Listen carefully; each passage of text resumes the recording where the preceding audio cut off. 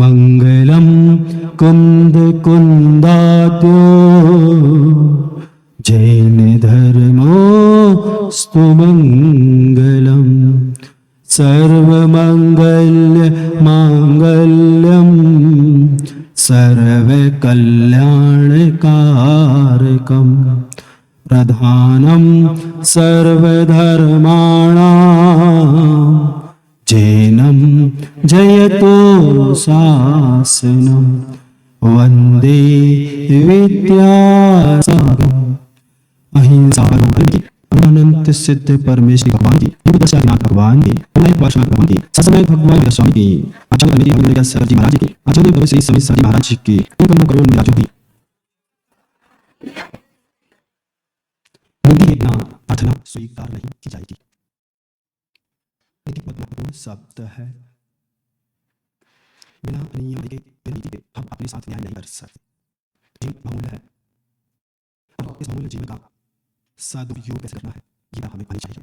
और जब तक हम नीति से नहीं बनेंगे, नियमावली से नहीं बनेंगे, अनुशासन से नहीं बनेंगे तो हमारा कोई भी फल नहीं है, ठिकाना नहीं। किसी भी कार्य को संपादित करने के लिए एक व्यवस्था होती है, सिस्टम होता है। यदि हम उस व्यवस्था उल्लंघन में तो निश्चित उसके दुष्परिणाम हमें करना पड़ेंगे। जंगल है, घनघोर जंगल है, चारों सारी हवाएं नहीं है, पशुओं का झाड़ है, किस्म पशु की आवाज से वह गुंजायमान है। इतनी सरलता है कि सूर्य का प्रताप भी वहां प्रवेश पाने के लिए इथाम हो रहा। कहीं पर विरता है, पहाड़ है, झरने हैं, पल बहता हुआ बहना प्रवाह प्रकृति का संपूर्ण आत्मा पर निमित्त है। उस जवान जंगल में दूर दूर तक कोई मनुष्य की उपलब्धि होने की गुंजाइश नहीं है। फिर भी उस समय के बीचों बीच एक विरल प्रांत में कुछ भवजीव अपना समय निकाल रहे हैं। एक सुंदर झोपड़ी है, उस झोपड़ी में वह पति अपनी और मित्र और साथी निवासरत है। श्राद्ध होता है, उसकी 6 आवश्यक दो पूजा रूप से स्वाध्याय संयुक्त कर्माणि देने ऐसा परमंत्री पंडित कुल महाराज की सुप्य ये आपके आवश्यक उन्होंने बता दिया। सब है जंगल में दूर दूर कोई आबादी आवश्यक भी करना है। सारा बड़ी निपुण है अपने गुणों के प्रति, अपने आदर्शों के प्रति, अपनी नीति न्याय के प्रति। सब विवसाय है वो भी निष्ठावान है अपने कर्तव्यों दायित्व के प्रति। गृहस्थों के लिए ने उपदेश दिया है, दान चरित गृहस्थानां सकर्माणि दिने दिने। एक दिन नहीं बोला, क्या बोला? दिने दिने करना, ये 6 आवश्यक। उसमें दान भी दिया, त्याग भी कहा है। तो उस वक्त जोड़े का नियम था प्रतिदिन आहार दान करके। दान 4 प्रकार के होते हैं, औषधि शास्त्र, अभय, आहारा। पूजा में होते जीवन में उतारते हैं कि आज व्यवस्था बिगड़ गई। आपके रसोई घर में जिसको रसोई घर से किचन कर दिया है, जहाँ हमेशा किच किच हो वो किचन। रसोई में आपकी ममता बड़ी का बड़े ही भाव के साथ जमाना आ गया है और प्रभावित हो रहे और किचन पड़ गए हैं। जब तक किचन हमारे जीवन में शांति नहीं आई, रसोई घर की उदास आना पड़ा। अब मालूम है आप उस रात को केले किसको देना? तो आचार्य कह रहे पात्र को देना। पात्र कौन? आचार्य कह रहे हैं पात्र की उत्तम मध्यम जगत। उत्तम कौन? तो बोले महाराज, आचार्य महाराज, उपाध्याय महाराज, ये जगह उत्तम पात्र नहीं समय। मध्यम कौन? आदिका, चुल्लिका, एक चुल्ला और 2 प्रेमा से ऊपर की सभी गति, ये मध्यम पात्र है। जिनके घर में गति है वो अपनी बात सराहना के लिए उस बात को दान करने का अवसर रहा है। जिनके घर में गति है वो अपने गतियों की गति दान करने में सभी बड़ी दान को अर्जित कर करना चाहिए। तो जिन्होंने समिति श्रावक ये दान की बात है। किन हो गया किच कोई क्या गया मांगर चिन्ह वो बनाते हो उसको जिसमें कई बनाते प्लेटफॉर्म। क्या है ये? कौन सी संस्कृति है? वहीं एक साइड फ्रिज रख लिया, एक साइड वो क्या बोलते हैं पानी निकलता जिससे आरओ। अरे भैया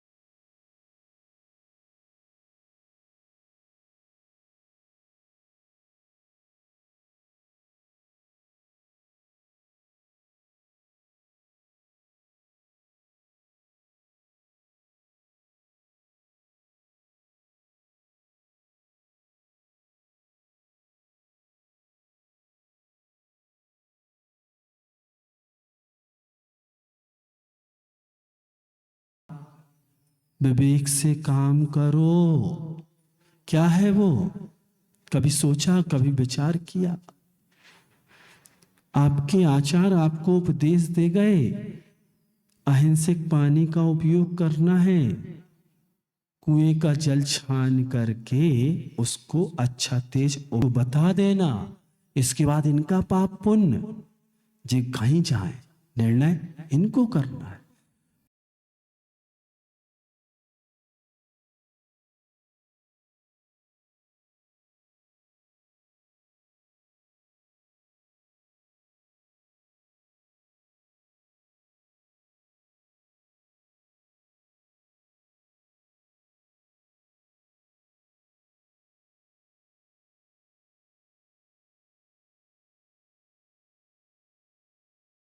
वो है घर में लगा हुआ छोटा सा कत्ल खाना। एक बूंद जीव में, पानी में असंख्यात जीव होते हैं, ऐसा हमारे तीर्थंकर परंपरा से हमें बता गए। आज के विज्ञान ने अभी कुछ वर्ष पूर्व एक छोटी सी मशीन इजाद करके उससे खोज की, तो वो बोल रहा है वैज्ञानिक कि एक बूंद पानी में 36,450 जीव होते हैं। उसकी मशीन की क्षमता ही उतनी है।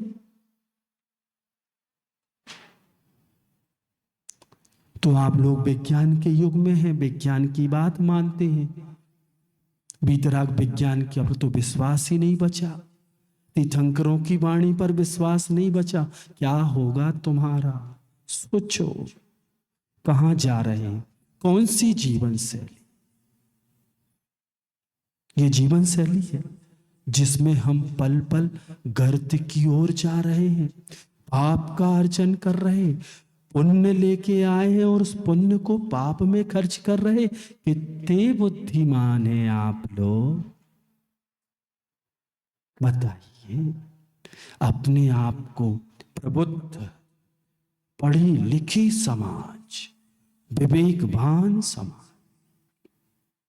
बंधुओं, कहने से कुछ नहीं होता, जो भी होगा करने से होगा, आचरण से होगा। एक बहुत महान व्रत है श्रावक के पापों के परिमार्जन के लिए, बहुत महान व्रत। हमें आचार्यों का उपकार भुला नहीं सकते, हम चुका नहीं सकते कितना उपकार हमारे ऊपर वो कर गए। हमें कम से कम जीवन जीने की कला बता गए, रास्ता बता गए। बेटा ऐसे चलना, भजन गाने से कुछ नहीं होता। हमें रास्तों की जरूरत नहीं है, हमें तेरे कदमों के निशान मिल गए। बहुत अच्छा लगता ना सुन के? अच्छा लगता है? नहीं लगता? बहुत अच्छा लगता है। गुरु जी की याद आती है। गुरु जी जिस रास्ते पर चले हैं, उस रास्ते पर कभी तीर्थंकर भी चले थे। उनके बाद अनेकों अनेक आचार्य चले हैं, उन्हीं के रास्ते पर वो भी चले हैं। उन्हीं के कदम देख देख के हम भी चल रहे हैं। उपकार है उनका, गुरुओं का। वो हमें बता गए, बेटा आत्मा का उत्थान करना है, कल्याण करना है, तो इस रास्ते पे चलो, बाकी सब विदिशा हैं। अगर दिशा विहीन हुए ना, तो आपका हाल भी वैसा ही होगा जैसे किसी लिफाफे को बंद करके और उसमें पता ना लिखा जाए, एड्रेस ना लिखा जाए और लाल डब्बे में डाल दिया जाए। क्या होगा बताओ? उस डब्बे में डाले डाले उसका क्या होगा? एड्रेस ही नहीं है। बताओ किस किसने इतनी सभा में अपने लिफाफे में एड्रेस लिख दिया? एक आध आत्मा हाथ तो उठाओ। हमने तो लिख दिया, हम दोनों उठा रहे। उपकार किसका? गुरुओं का, आचार्यों का। वो हमें रास्ता दिखा गए। क्या कहा? श्रावक गुरु चरणों में पहुंचा, भगवन आपने कहा कि हम आप लोग दिन भर आरंभ सारंभ करते हैं, हिंसा होती है, पाप होता है, बिना उसके कोई काम नहीं होगा, तो हम कैसे उर्ण हो? गुरुदेव कृपा करो, कुछ तो बताओ, नहीं हमारा क्या होगा? इतने सरल थे श्रावक, आज के तो जलेबी का, इमरती की जलेबी की तरह हो गए, बांस की जड़ की तरह वक्र हो गए। कुछ सोचते ही नहीं, कितना सुना दो, कितना बता दो। ओहो, कैसे कल्याण होगा भगवान इन आत्माओं का। सुनो, बहुत सुंदर।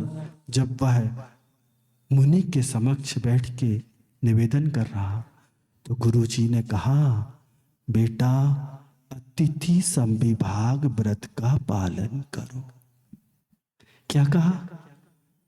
अतिथि संविभाग व्रत क्या कहलाता महाराज जी? ये आष्टा वालों को बताना पड़ेगा। ओहो, ये तो प्रबुद्ध समाज है।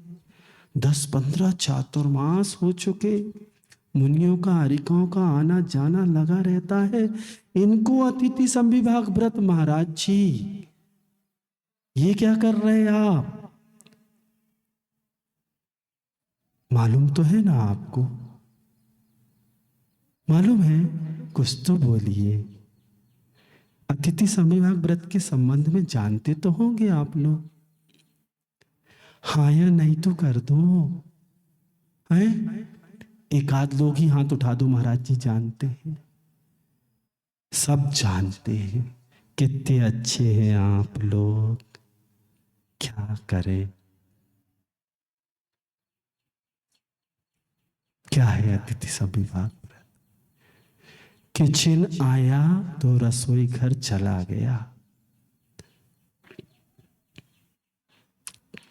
रसोई घर जहां ममता होती थी, जहां प्रेम होता था, जहां वात्सल्य होता था, उस भोजन में उस माँ की ममता समाई रहती थी। हमारी भावनाओं का प्रभाव पड़ता है। कभी भी भोजन करते तैयार करते समय अपने परिणाम मलिन नहीं करना, नहीं तो उसका प्रभाव उस अन्न में जाएगा और उस अन्न का प्रभाव आपके घर के लोगों में जाए। बहुत बड़ा विज्ञान है। अगर हम यहां रहे तो चर्चा करेंगे। बोलना पड़ रहा, क्या कर सकते, आपने मजबूर किया, हमने तो बंद कर दिया था ये बोलना। अभी भी हमारे पास 35 किलोमीटर की चारों ओर छूट है, आपको बता दें। तो अतिथि संविभाग, रसोई होती थी, शुद्ध पानी होता था, अहिंसक घर में। हमने बताया छोटा कत्ल खाना, एक और कत्ल खाना आपने लगा लिया है, बोरवेल। जब वो पानी ऊपर खींचा जाता है, वो मशीन नीचे मथती है। कैसी मथती है? इतनी तेजी से मथती है कि क्षुद्र जीव, छोटे छोटे जीव तो क्या, बड़े बड़े संघी भी उनका मिक्सचर बन जाता है। शुद्ध पानी, चर्चा करेंगे इस पर भी। शुद्ध पानी होता था, अहिंसक कुएं से खींचकर बिलछानी करके वह मां लाती थी, भोजन तैयार करती थी, और एक हिस्सा अतिथि के लिए। आचार्य ने कहा, बेटा इस व्रत का पालन करोगे तो तुम अपने लिए तो बनाओगे, निश्चित है बनाओगे कि नहीं? ऐसा तो नहीं आष्टा में हफ्ते में एक दिन बनता हो,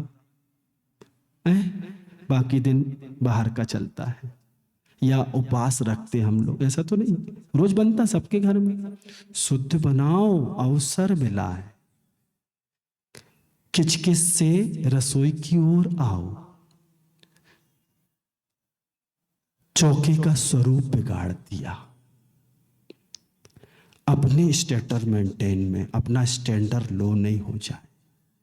कितने महाराज लेते आइटम, माताओं, भगनियों, कुछ तो बोलो। पेट काय से भरता?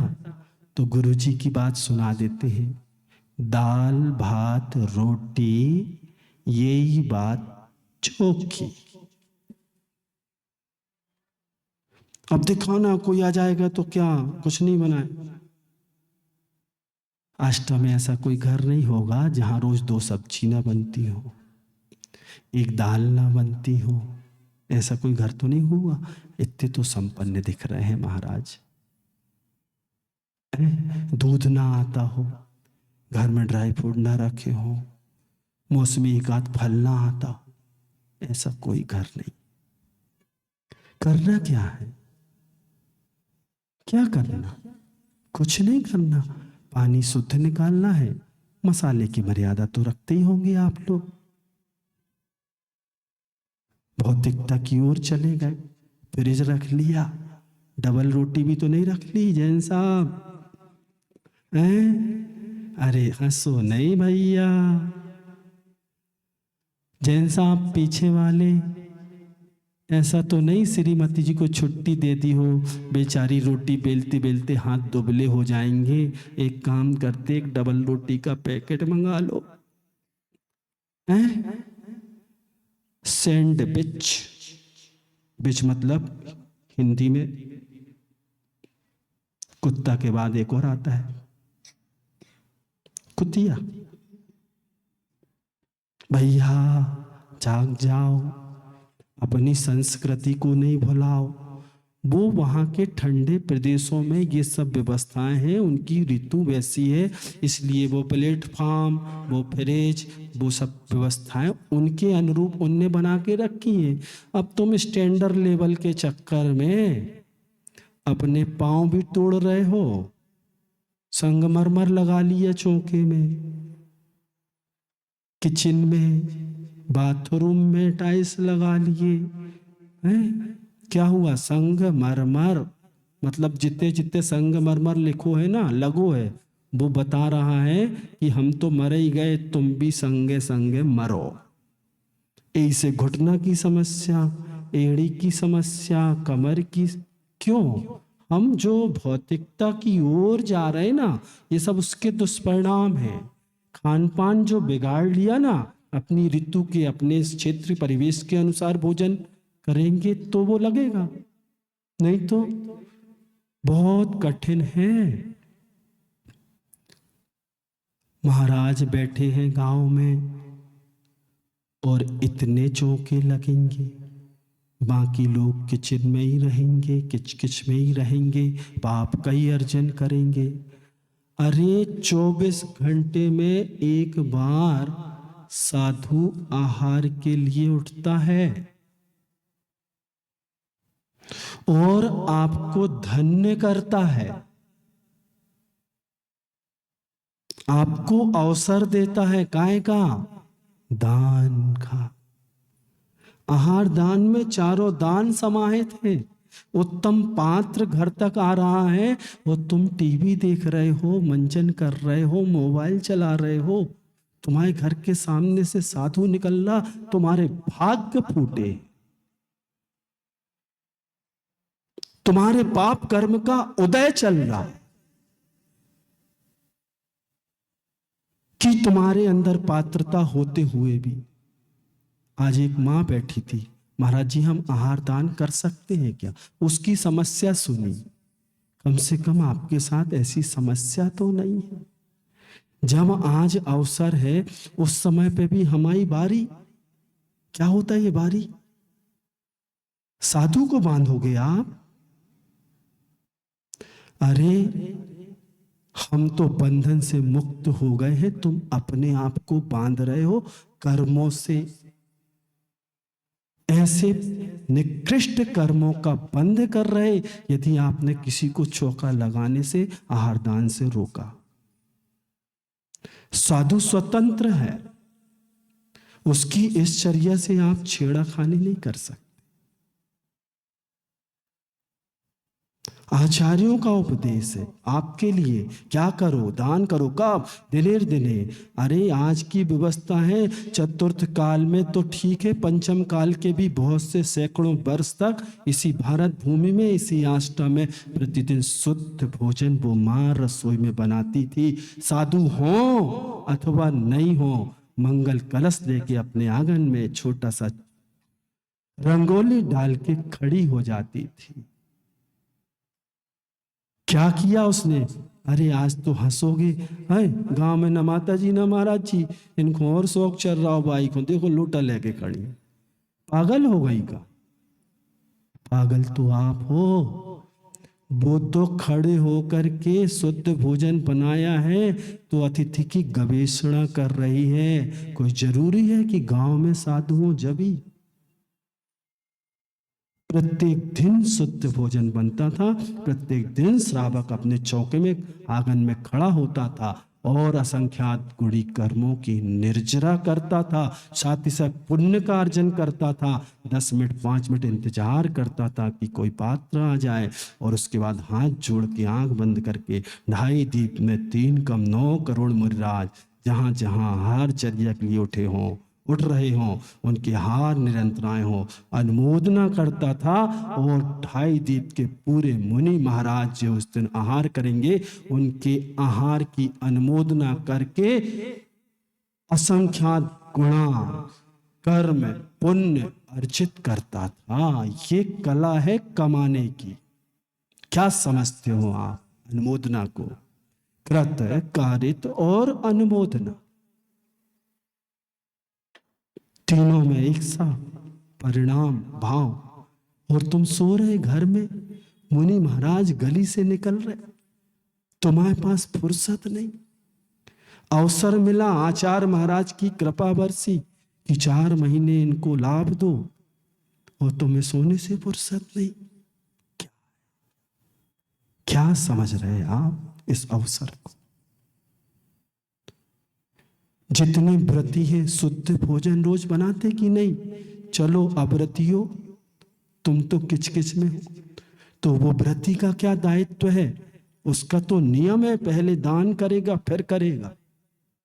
4 महीने के लिए आप सब भी व्रती बन जाओ कि हम जब तक मुनि महाराज गांव में हैं, घर में किचन में नहीं, काय में, चौके में रसोई में शुद्ध भोजन ही बनेगा। हम अपने लिए बनाएंगे, उसमें से एक हिस्सा अतिथि संविभाग, एक विभाग अतिथि के लिए। जितना आरंभ सारंभ हुआ उस 3 घंटे में, जितना पाप अर्जित हुआ, इतना भाव करके तुम उस पाप से उर्ण हो सकते हो। इतनी महत्वपूर्ण कला है ये। क्या समझते हो आप? जैन दर्शन भाव प्रधान धर्म। आप इधर शहर में सुख सुविधाओं में, घर में एसी कूलर में, आज तो क्या बताएं, विज्ञान ने इतनी सुविधा दे दी कि दुविधा हो गई। इन सुविधाओं में अपने व्रत का पालन नहीं कर पा रहे। वह जो जंगल में मां रहती थी झोपड़ी में, जहां दूर दूर तक हजारों किलोमीटर में कोई बस्ती नहीं, कोई साधु नहीं, प्रतिदिन शुद्ध भोजन बनाती थी, प्रतिदिन सुंदर रंगोली डालती थी, प्रतिदिन दोनों तीनों मंगल कलश लेकर के अपने आंगन में अतिथि की प्रतीक्षा करते थे उस सुदूर घनघोर जंगल में। विपरीतताओं में, कोई घर नहीं, कोई लाइट नहीं, कोई एसी नहीं, कोई कूलर नहीं। सोचो कैसे कमाया जाता है पुण्य। वो मां धन्य है जो अपने कर्तव्य को समझती है। और यह क्रम 1-2 दिन नहीं, 14 वर्ष तक चला। और 14 वर्ष पूर्ण होने के कुछ दिन पूर्व उसने इतने दिन में ऐसा पुण्य अर्जित किया, ऐसा पुण्य अर्जित किया कि उन दोनों तीनों के पुण्य की वो बलवती भावनाएं हुई कि एक दिन उनके पुण्य के उदय से आसमान से 2 चरण रिद्धिधारी मुनिराजों को उनके पुण्य के कारण उनके सामने आके उपस्थित होना पड़ा। क्या समझते हो आप आहार दान को? क्या समझते हो आप भावनाओं को? भावना भव नाशनी और भावना भव वर्धनी, ये गुरु जी का वाक्य है। समझो, आप कमाने का अवसर पुण्य खींच के ले जाता है, आप नहीं बुलाते। आपका जो अर्जित पुण्य है, आपकी जो भावनाएं हैं, वो 14 वर्ष वह जोड़ा एक ही काम, अपने कर्तव्यों से कोई समझौता नहीं। इधर तो कहाँ देव पूजा, कहाँ गुरु की उपासना, फुर्सत नहीं है। टीवी है, मोबाइल है महाराज, आपके जमाने की बात नहीं। अब तो हम लोग सब नए जमाने में, पाप के इतने संसाधन जोड़ लिए महाराज, कहाँ पुण्य की कथा था सुना रहे आप। हम लोग तो गर्त में डूबे हुए हैं, काय को खींच रहे, कीचड़ में से कोई निकलता है नहीं। पुरुषार्थ तो करना है। हमें आगम की आज्ञा है, गुरु की आज्ञा, इनको समय समय पर जगाना है, बताना है, और इनमें से ही कोई ऊपर उठेगा, निश्चित है। जैसे हम उठे, आसमान से टपके क्या, यहीं से उठ के यहां आए। कैसे? बस ऐसे। किसके? सत्संगति गुरुओं की, देव शास्त्र गुरु की। और कोई सूत्र जम गया तो जम गया, काम हो गया। तो वह मां और वह पिता और वह भाई तीनों पड़गहन करते थे। और पुण्य उदय जगा तो मासोपवासी 2 चारण रिद्धिधारी मुनिराज उनके समक्ष उपस्थित हुए। तीनों ने उनकी बहुत मंगल भाव के साथ 3 परिक्रमा दी, मंगल गान किया। महाराजों ने आंगन में अपने कमंडल से पैर धोए। उन्होंने उनको उच्चासन पे बिठाला, नवदा भक्ति पूर्वक सब क्रियाएं की, पाद प्रक्षालन किया। बड़े भक्ति भाव से दोनों हाथ से उनके उन गंधोदक को अपने माथे पर धारण किया। यहां तो फॉर्मेलिटी होने लगी। गिलास ले आए, इतना बड़ा जग ले आए, गघरा ले आओ। अरे काय से अभिषेक करते भगवान का? गिलास से। अरे चौके में सुंदर 2 कलश रखो, उसकी महिमा अलग है। पाद प्रक्षालन को आप फॉर्मेलिटी नहीं बनाओ। अहो भाग, भगवान मेरे घर पधारे, आज मुझे बहुमान दिया, सेठ साहूकार खड़े रहे और आप मेरे घर में, अहो भाग, धन्य भाग। अरे कभी सुनाएंगे गुरु जी के पास कैसी कैसी घटनाएं, समय नहीं, कैसे लोग पुण्य कमाते। भावों से तो गरीब नहीं बनो, परिणाम तो अच्छे।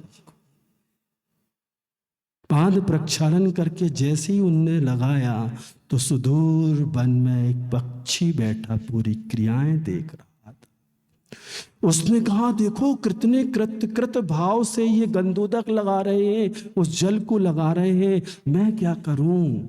उसको भी जाति स्मरण हुआ, वहां से उड़ा और जहां महाराज ने पैर धोए थे वहां लोट पोट हो गया, अलट पलट हो गया कि भगवान का यह चरणोदक मेरे पूरे शरीर में लग जाए।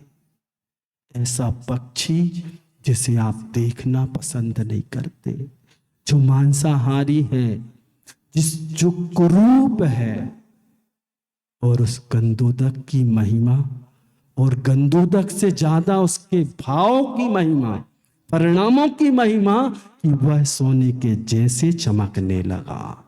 यह है गंधोदक की महिमा, यह है भावों की भक्ति की महिमा।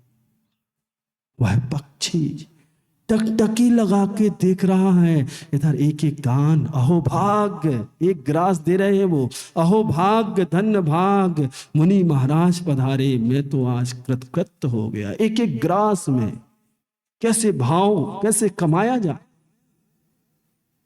वह दाता कमा रहा। सोचो आप, कितना बड़ा अवसर है, और हम बारी की प्रतीक्षा में लगे। अरे आस्था के प्रत्येक घर का आज से ये संकल्प होना चाहिए कि हम चौका नहीं लगाएंगे। चौका नहीं लगाना, ध्यान रखना, ये कोई व्यवस्था नहीं है। हम अपने लिए शुद्ध भोजन बनाएंगे। हम 4 महीने शुद्ध भोजन का संकल्प लेते हैं। हम पूरा परिवार 4 महीने शुद्ध भोजन करेगा। यदि अतिथि आ गए तो अहो भाग, हम उनका बड़गाहन करेंगे। अरे महाराज निकले तो हर गली से आवाज आना चाहिए, हे स्वामी नमोस्तु नमोस्तु नमोस्तु। क्या समझते हैं आप, हम बस प्रभावना कर सकते हैं? नहीं, आपके हिस्से में भी प्रभावना का कर्तव्य है। जब पूरे नगर में गुंजायमान होगा हे स्वामी नमोस्तु, तो दुनिया देखेगी और दुनिया में संदेश जाएगा कि नहीं, आष्टा में 4 महाराज हैं लेकिन 400 घर में चौके लग रहे हैं। क्या समझते हैं? दुनिया में नाक ऊंची करने की बात कर रहे थे अभी, और नाक कटवाने में लगे हुए हो। हमने तो बचाई है आपकी, ध्यान रखना। जैन साहब सुन रहे ना, कान खुले हैं कि नहीं? हमने बचाई है आपकी, नहीं तो आपकी तो सद्दी से कट गई थी भोपाल में। 4 महाराजों का एहसान मानो, नहीं तो जो इस बार कटती तो ध्यान रखना जीवन भर। और अभी भी गड़बड़ किया तो हम फाइल पहुंचा देंगे, ध्यान रखना। हम आचार्य विद्यासागर महाराज के शिष्य हैं और हमें बांधना नहीं। हम स्वतंत्र होके आए हैं, हम बंधन को छोड़ के आए हैं। हमें बांधने की कोशिश नहीं करना, हमारे साथ के सभी मुनिराजों को बांधने की कोशिश नहीं करना। हमारे लिए बंधन अहितकारी है, तुम्हारे लिए बंधन, तुम बंध जाओ हमसे तो तुम्हारा तो कल्याण हो जाएगा, और यदि हम बंध गए तुमसे तो हमारा जो सब करो धरो गर्त में चले। बहुत विवक्षाएं हैं, तो वहां आहार दान चल रहा है, कृतकृत्य भाव से आहार दान हो रहा है। उनके भावों को देख के उस पक्षी के भावों में परिवर्तन आ गया, जाति स्मरण हो गया। ओहो, मैं भी पूर्व जीवन में राजा था, मैंने आहार दान नहीं किया, मैंने मुनियों की निंदा की, मैंने देवशास्त्र गुरु की निंदा की, मैंने जीर्णोद्धार में, जिनालय के निर्माण में, धर्म की प्रभावना में दान नहीं दिया बल्कि रोका। तो आज मैं तिर्यंच पशु बना हूं, कहां राजा और कहां वह पक्षी की पर्याय। उसको जाति स्मरण हो गया, उसकी आंखों से झर झर झर झर आंसू बहने लगे। मुनि महाराज का आहार संपन्न हुआ और इधर देवों ने पंच आश्चर्य कर दिए। यहां पंच आश्चर्य हो रहे, उस मां के आंगन में रत्न बरस रहे, मंद मंद वायु चल रही। देव लोग गगनांगन में खड़े होकर उसके पुण्य की अनुमोदना कर रहे हैं, जय जयकार कर रहे हैं, जय हो जय हो, आहार दान, अहो दानम अहो दानम। उसके किसके दान की प्रशंसा? कौन? देव लोग आके कर रहे। क्या समझते हो आप दान को? पापों से उरण होना चाहते हो तो दान करो, ऐसा आचार्यों की आज्ञा है। वह पक्षी झरझर आंसू बहा रहा है, आहार संपन्न हुआ। मुनि महाराज बाहर निकले, उनकी नजर पड़ी और वह पक्षी बड़े कृतज्ञ भाव से उनकी ओर टकटकी लगाए था। वो समझ गए ये भव्य आत्मा है।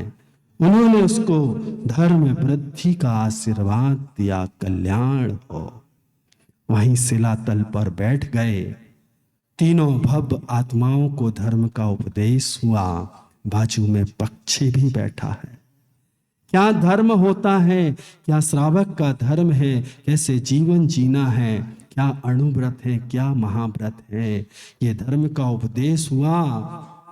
उस पक्षी ने उन मुनि महाराज की सन्निधि में अणुव्रतों को अंगीकार किया। बंधुओं, सोचो, आप तो जैन कुल में हो, मनुष्य की पर्याय में हो, सन्निधि मिल रही है गुरुओं की, उसके बाद तुम्हारे भाव नहीं बन रहे, वो पशु अपना भाव बना गया और व्रतों को अंगीकार कर लिया। और मुनि महाराज कहते हैं, देखो इसने आज संकल्प ले लिया है, इसका लालन पालन और भोजन की व्यवस्था अब आपको देखना है, ये रोज शुद्ध भोजन करेगा। क्या समझते हो आप दान को? कौन थी वह मां, कौन था वह भाई? वह थी जगत मातेश्वरी सती सीता, मर्यादा पुरुषोत्तम राम और अनुज लक्ष्मण, जो अपने कर्तव्य और दायित्व को समझते थे कि मेरे ये 6 आवश्यक है, मैं गृहस्थ हूं। प्रतिकूलताओं में भी उनको अपने दायित्व कर्तव्यों का बोध था।